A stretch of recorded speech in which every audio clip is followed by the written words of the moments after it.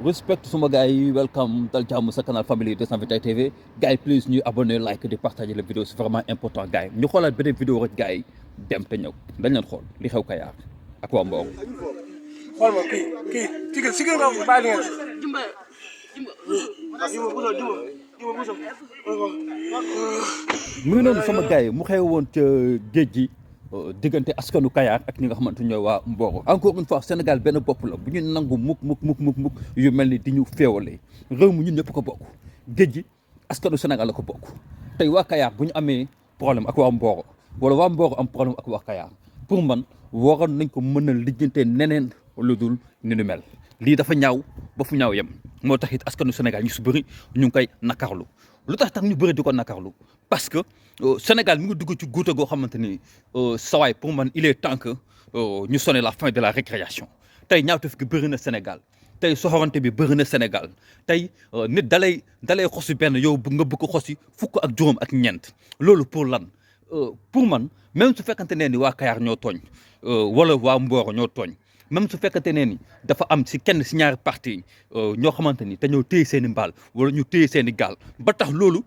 mu metti leen pour man waroon nañ ko mun a fajee neneen nu dul di jël doomu aadama naan yaa ngi koy taxal wala di jël doomu aadama naan yaa ngi jël yenn xeetu métit yi nga xamante ni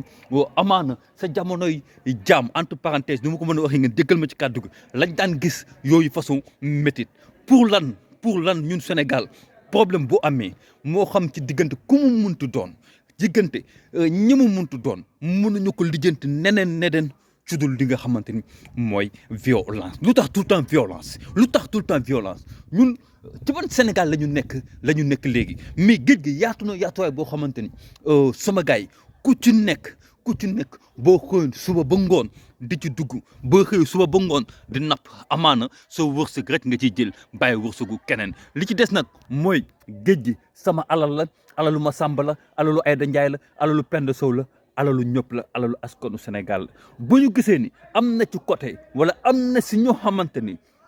ñu ngi ci géej gi di napp amaana nañuy nappee peut-être dëppoowul ak charte bi nga xamante ni moom la ñu tëral pour képp koy napp nga mën a tegu ci charte yooyu noonu ñu toog ñu waxtaan seen i biir diggante Kayar ak Mboro sawaay méttiwul diggante Kayar ak Mboro sawaay comme Mboro soow la war a doon diggante Kayar ak Mboro lu ñaaw waru cee mun a am parce que xam nga lu tax tey koo ci teg fitna tey koo ci teg métit tey koo ci gaañ suba yow yaay rus suba yow yaay am kersa parce que bu coow lu jeexee ba lépp jeex amaana yéenay xëyaat tase fa la nga xamante ni mooy ci géej gi su boobaa te nga dee tàllal ante loxo roj ku ci nekk jël gaalam romb dem wéy liggéeyam kon lan moo ko fi jaar même su fekkee ne waa Kayar te ñoo téye mbaalu waa Mboro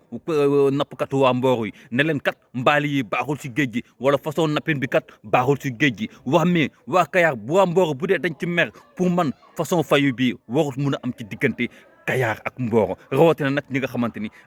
ay nappkat lañ Sénégal boo ne nappkat rek neen ñëpp ay mbokk lañ boo ne sàmmkat rek ne sàmmkat yëpp ay mbokk lañ boo ne menuisier rek ne menuisier yëpp ay mbokk lañ ndax lan Sénégal benn bopp la sama gars yi Sénégal benn askan la Sénégal benn xeet la Sénégal benn peuple dong la kenn mënu ko xaar ñaaw kon ngir yàlla war a suli ñi nga xamante ni ñooy autorités yi rawatina nag ki nga xamante ni mooy le ministre de la pêche maa ngi gis yenn waa Kayar yi di def seen i statut di posté naan démission ministre bi la ñu soxla parce que peut-être que amaana taxawaay bañ doon xaar wala bañ doon séntu ci moom ci mbir mi gisuñu ko moo tax ñu réclamer li nga xamante ni mooy sa démission mais en tout état de cause ak lu ci mënti doon na autorités yi jug na kilifa diine yi jug na ñi nga xamante ni ñooy magu ñaari gox yi